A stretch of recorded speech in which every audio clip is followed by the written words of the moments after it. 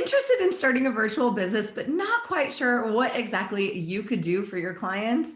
Well, I've got great news for you. In this video, I've invited three of my wonderful friends to come and tell you all about their virtual businesses so you can see what they do and get some great ideas for your own path to freedom. Plus, at the end of this video, I'll tell you how you can get a hold of my list of over 70 skills that clients really need your help with right now.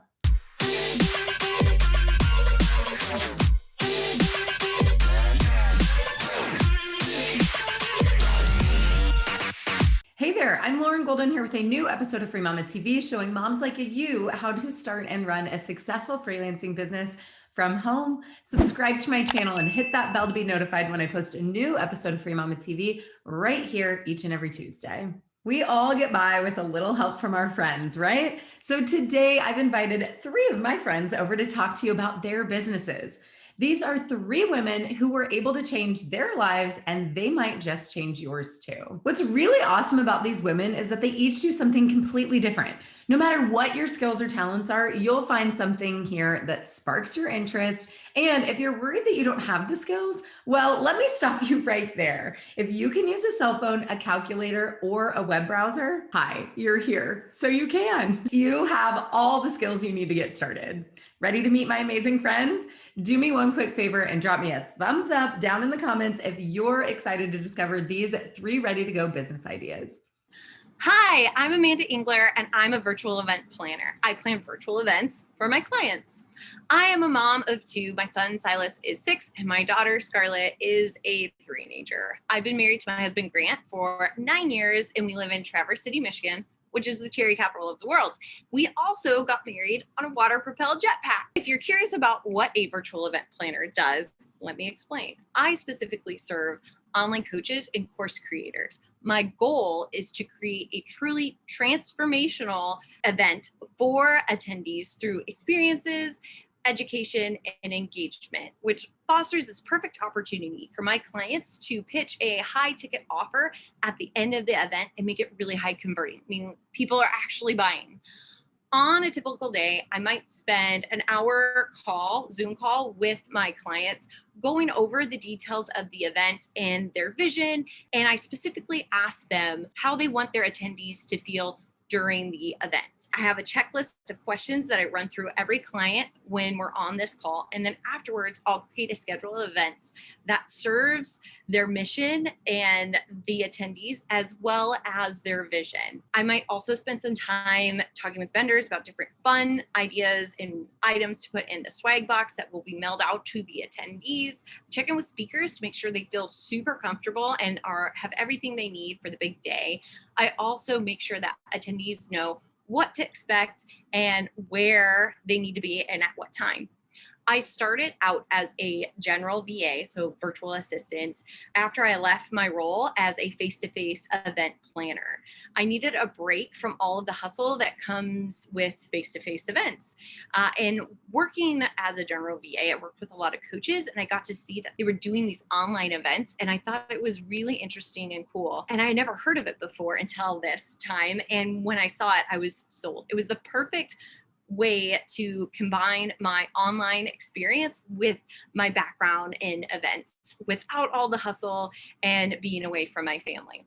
I got my first client by actually networking with other freelancers. It was a referral. The first time I got paid to plan a virtual event, I mean, it was amazing. I felt so fulfilled. I got to use my organizational skills. My clients so appreciated me. They took my advice and they implemented it. I was seen as this expert, and for the first time owning my own business, I didn't feel like an employee. What I love most about planning virtual events is that you can have this unifying experience for attendees all across the world. It is so cool. I wish more people knew that you don't have to be an IT guru or super tech savvy to plan a virtual event. Like, I can't even order an Uber. And all you have to do is really lean into those organizational skills that you already have. I usually work 25 hours per week, and I'm able to earn $5,000 a month consistently. If you're interested in being a virtual event planner, A great first step would be to join my Facebook community, Event Professionals Explode Your Profits and Protect Your Time, where I will send you a complete list of services that you can offer your clients as a virtual event planner. Hi, my name is Brittany Cramey, and I am a transaction coordinator and a VA that specializes in serving realtors. I'm a boy mom of two. One is 3, almost 4, and the other is 11 months old. And I have been married to my witty, sometimes ornery, loving husband for 5 years. Fun fact about me, I love all things cinnamon roll. Like, seriously, I drink the Cinnabon coffee with the Cinnabon creamer. And on weekends, we make probably at least one batch of cinnamon rolls for breakfast. And a couple weeks ago, just to prove that my husband can sometimes be sweet, he bought me a box of cinnamon roll frosted mini wheats. Yes, they are a thing. They were delicious. And he said, honey, this will get you through Monday through Friday until we can get to the weekend where you can make you an actual batch of cinnamon rolls. So isn't that sweet? So that's a little bit about me. But if you're wondering what exactly a transaction coordinator does, let me explain it to you. So a transaction coordinator, plain and simple, is someone who handles the paperwork or the contracts for a real estate agent. Typically, we work what they call contract to close.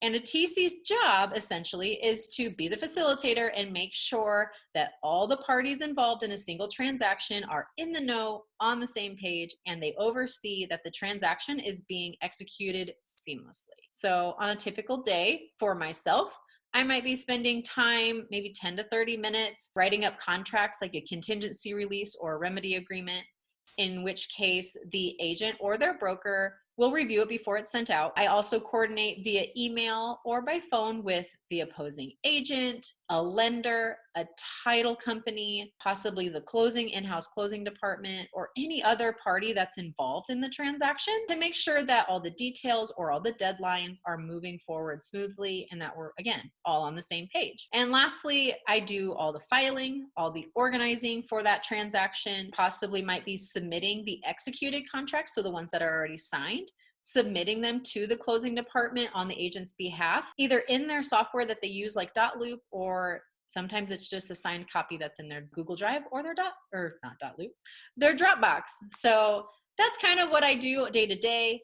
But the reason why I decided to be a transaction coordinator is because my background was in real estate. I enjoyed the industry a lot. I enjoyed buying and selling or helping people buy and sell houses. But with young kids and a husband who travels, the hustling on-demand lifestyle was like no longer a good fit for me. I had lost the desire to balance it, essentially. So I wanted to use the knowledge and the experience that I already had to create a lucrative business serving real estate agents and the industry that I very much so already enjoyed. And the answer for me was being a TC.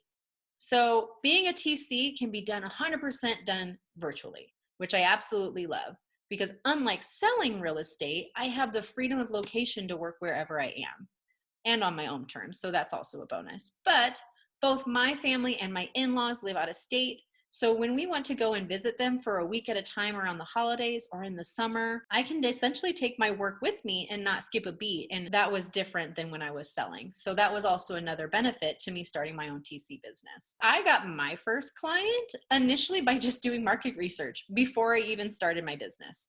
So before I created my LLC, before I opened the doors to my business, I was asking around fellow agents in my community or well-connected professionals whether they thought this would be a need or services I could provide that, again, agents would need. And one of my coffee chats or coffee meetings went so well that the first agent I ever signed basically hired me on the spot. He said, yes, absolutely, I need what you're offering. He was a very social and community-oriented real estate agent, which I would say most real estate agents are. But he said my internal organization was terrible. And every transaction, he felt like he was winging it. And that was the moment when I knew I absolutely had to do this. But something I love most about the work that I'm doing is that I still get to work in the industry that I love and enjoy and understand, but make an impact and solve problems on my own terms. So instead of helping people buy and sell houses, I serve the agents who help them buy and sell houses. And in result, those clients are having a better buying and selling experience because I'm the one who's handling the flow and the execution of the transaction behind the scenes. So happy buyers and sellers make for a happy agent. And the happy agent means that I am making a difference in their business. And that is the best feeling in the world, especially in today's crazy market. So the most interesting thing that I've learned while doing this is that most agents don't even realize what a TC or a VA can do with them or do for them. A number of agents think that the only way that they can grow and scale and outsource is by hiring a full-time, like exclusive assistant, licensed or unlicensed. But when I talk to agents about what I do and how I do it and the problems that I solve and the amount that I charge, their minds are like blown. They didn't even realize that there was like a middle stepping stone to leveling up and growing their business, because in their mind, it was either like all or nothing. Either I do it all by myself or I hire a full-time assistant as a W-2 that I'm paying for now. So it's so cool to see them realize the possibilities of what I can do for them. Sometimes we even start off small with only 2 or 3 tasks.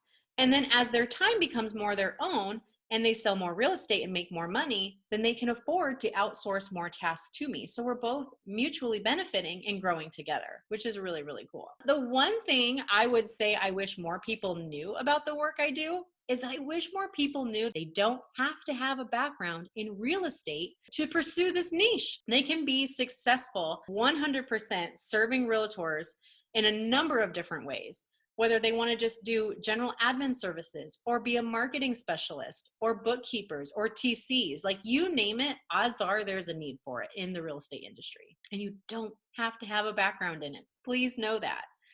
A typical work week for me is that I usually work about 5 hours a day, give or take, on the time of year, and I can earn anywhere from $5,000 to $9,000 a month. Now, again, you're gonna be like, Brittany, that's a huge swing, and you are absolutely right.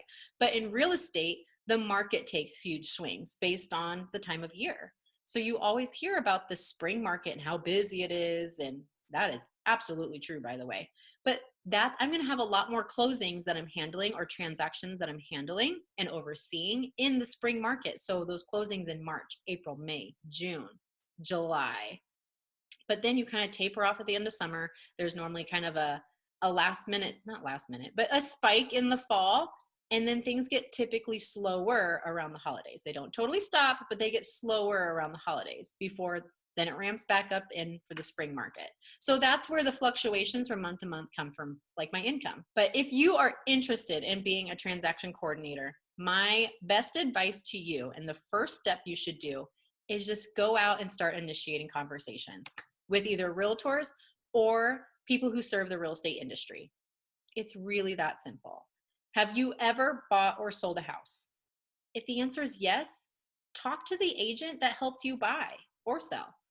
If you had a great transaction with them and they don't need your services, that's okay. Don't try and sell them on your first call and you're reaching back out. Just tell them hi. Tell them what you're doing. And if they don't need it, ask them if there's someone in their office that might need your services, and they might be able to connect you with someone.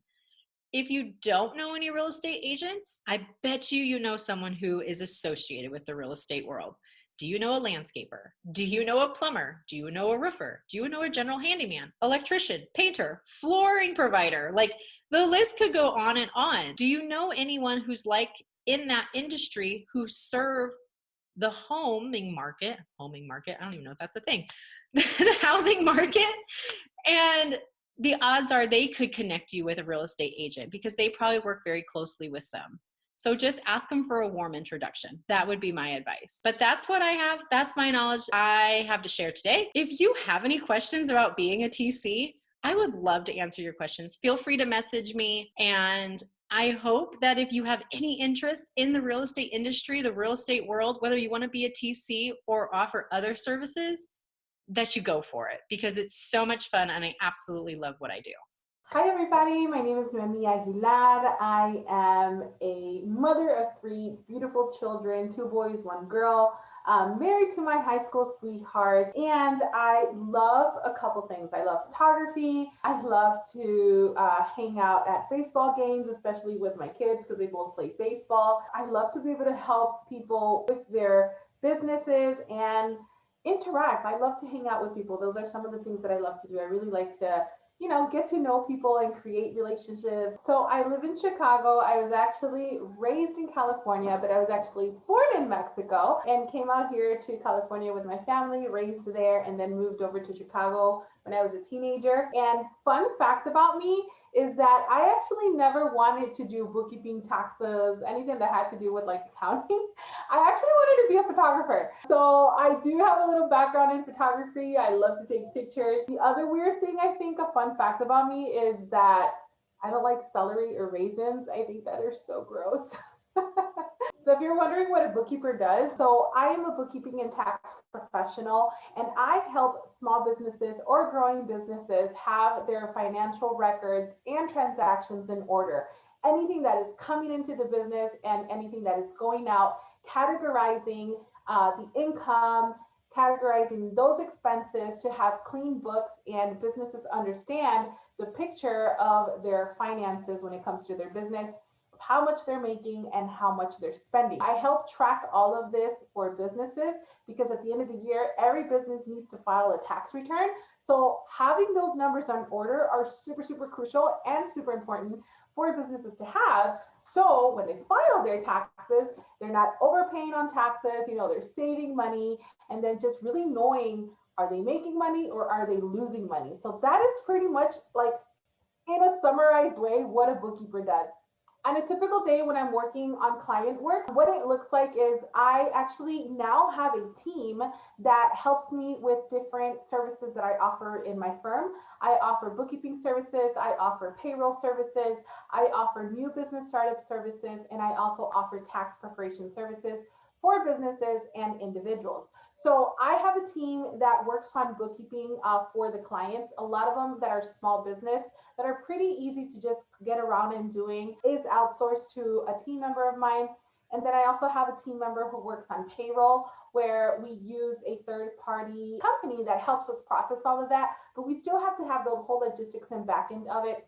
And then I also have me personally where I am more of like the face of the business, where I have the contact with my clients. If they have questions, if they're sending emails, responses here and there, things that they need directly answered by me. I am, serving my clients in that way. I pride myself on being able to be that point of contact for my clients because I know that they have questions and I want to be able to assist them and help them as their business is growing and as these questions come up. So I like to be able to serve my clients and speak to my clients and know them, but I do outsource my work. So that's something pretty cool that I like to do. On a typical day, it's literally just collecting financial statements from our clients, putting them in QuickBooks software to categorize and account for in the right chart of accounts, which is a term from bookkeeping, to reconcile and send reports out to clients on a monthly basis. So I decided to be a bookkeeper, honestly, because I didn't want to work at the firm that I was working at anymore 6 years ago. Because I wanted to work from home. I wanted to be more accessible to my family. I wanted to be more available to my children, but I also wanted to feel fulfilled professionally, which is why I started this business. And because I have two languages that I know I was able to serve and help the Latino community, where I can assist them in translating and helping them understand how their business is run, because I have came across a lot of business owners that are, not sure what they're doing and their businesses fail. So it was really heart-wrenching for me to see when these businesses would fail because their finances weren't in order. And a lot of the times were because the business owner maybe didn't understand English 100% and no one explained to them how this would happen. So that's where I really saw the need within my community first of the people who were business owners that needed this help, and why it really motivated me to start doing bookkeeping. So I got my first client actually by my dad. My dad has been doing individual tax preparation for like over 20 years now. I worked with him when I was super younger, so I learned individual tax through him at the beginning. And when I stopped working at the accounting firm, my dad told me that there was one client that needed bookkeeping help. And he gave me my first client because this was exactly what I was doing at the accounting firm and that I was no longer working at, that I didn't want to work at anymore. So then when my dad told me that there was this person that needed help, I said, that's exactly what I've been doing at the accounting firm. why not do it for myself? So that is how I got my very first client, through my dad. Funny story is that I actually had no business set up. I wasn't set up as a business, but I already had a client.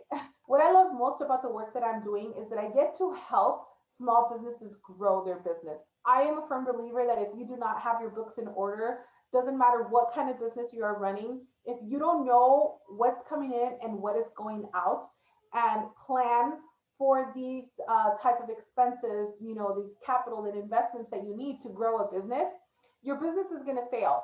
And I'm sorry to be like, upfront about it, but it will. And I think it's super important that every business, when you're starting out or you have a growth and you don't have the time dedicated to your financials, please, getting a bookkeeper on your team is crucial. And it is so, so important because, again, I've seen businesses fail for wrongful organization of their finances, which is heart-wrenching. I don't like that. I chose to do this because I know that I'm available to help businesses. The way that I kind of see it is that I had a coach once say, we have the medical people who are taking care of like COVID and health and all that, right? And the bookkeepers, accountants, we are the medical nurses of the financial department of everything. So I don't know, it's been something that really has caught my eye, and I love and I really enjoy doing this and assisting people who have no knowledge or little to knowledge, but have a brilliant business idea. The most interesting thing that I've learned about this is honestly that you don't need a degree to become a bookkeeper, a tax preparer, and work in a field that is so respectable, so needed, and a field that will never go out of business. Okay, like I don't care what you do in your jobs, a bookkeeper, tax preparation will never go out of business as long as the IRS is open. Because as long as the IRS is open, every business needs to file an annual tax return. And in order to get to filing an annual tax return, you need to know your numbers. You need to know your books. So that is that is one of the most interesting things that I've learned, that it's a business that will never go out of business. And yeah, it's a much needed, sought out type of business, and you don't need a degree. You don't need to have an office.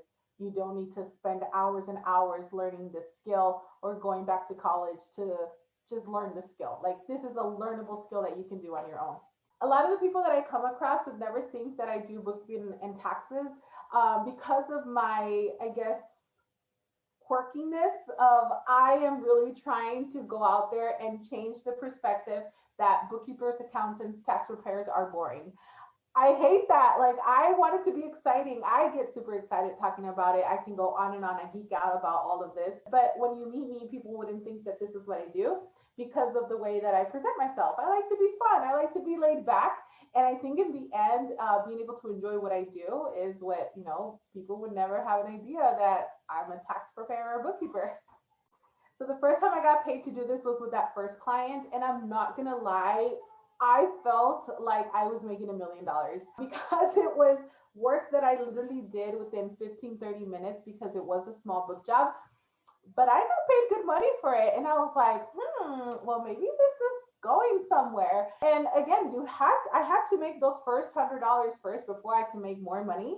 But I think it's super exciting, when you get paid that first time for a job and a skill set that and you're getting paid more than you would on an hourly rate. Yeah, I wish more people knew that you can run a successful business from home as a bookkeeper, as a tax preparer, without having to have a degree. So the experience that I've gained as a tax preparer has allowed me to really tie down, even in the eyes of the IRS, that I've been able to represent my clients when it comes to any tax questions, when it comes to any tax audits or anything of that sort. I'm able to represent my clients that way, and I've never had to present any form of degree, CPA, accountant, anything. I am registered with the IRS, and you can get registered for free, actually. And you do continuing education classes that allow you to have that status that the IRS knows that you know what you're doing and that you don't have to go back to college. Honestly, mamas, like, I think in the end, that is a huge, huge one. I did go to college, but I just couldn't finish it. Life happened. It got hard. So I didn't finish college, but I'm still able to, have a six-figure business running from my home office, from home, doing work that, you know, an accountant or CPA does, because I have the knowledge, I seek the knowledge, and I spend time in growing my knowledge to the capacity that I can handle this type of work. And definitely, even honestly, so I have an office right now, but I never had an office when I started. I literally was working from my dining room table and my couch because I didn't have an office. I didn't have a desk. So know that this is something that you can do, that it is doable. You don't need to have everything in place first in order for you to start getting clients. So on an average in the off season, and what I mean off season is because I do tax preparation too, January through April for me is in season, where I am working 25, almost 30 hours a week because I have the added work of tax preparation. But outside of tax season, we're talking about May through December, I'm probably working 15 to 20 hours a week. I literally give myself 4-day weekends, Friday, Saturday, Sunday, Monday, and I really tone down to kind of work only on Tuesday, Wednesdays, and Thursdays. There will be that occasional Saturday or that Friday that I have to work, but it's nothing major and nothing that, you know, is going to take 5, 6, 7 hours out of the day of me. I usually work only those times in the off season. But the awesome thing, again, I get to decide when I want to work, how I want to work. So I'm super flexible with my timing, but I don't think I've ever worked more than 35 hours a week, even during tax time. I'm not gonna lie. So if you're interested in becoming a bookkeeper or tax preparer, I would highly recommend that you definitely look for either a course or, you know, a community that's gonna follow your journey with you and that you can feel comfortable with asking questions and guess in case you get stuck on certain things. Being a bookkeeper, being able to work from home, setting your own hours is a very profitable business as well, because there's very little investment that you need in order for you to start making money. Like literally the only things that you're spending on is on maybe your QuickBooks software, a computer, and the internet, and that's it. Because everything else, you can get a lot of really cool tools for free that you can use for your business, and it's really going to make you good money. Well, what do you think? Do any of these ideas feel like the right fit for you and your virtual business? If you still have questions about what skills you can offer clients, be sure to check out the link below this video where you can get my 70 skills checklist. Spoiler, we now have over 99 skills on that list, which has in-demand skills that clients need your help with right now. Plus, it's completely free resource. So I've put it together just for you. Make sure you grab your copy by clicking that link below. And if you want to join a community of mamas just like you, I have a Facebook group where thousands of mamas come together for support and action-taking tips and motivation. And you can find today's guests hanging out inside of that group as well, because they're all free mamas and former students of mine. As always, if you liked this video, please let me know by liking it below, subscribe, and share it with your fellow mamas. Comment below with hashtag I am a free mama if you are ready to put your skills to use. Yeah, that's bad. Okay. I don't know. Okay. I shouldn't hurt my hair there. All right, we're gonna go with that. Bye.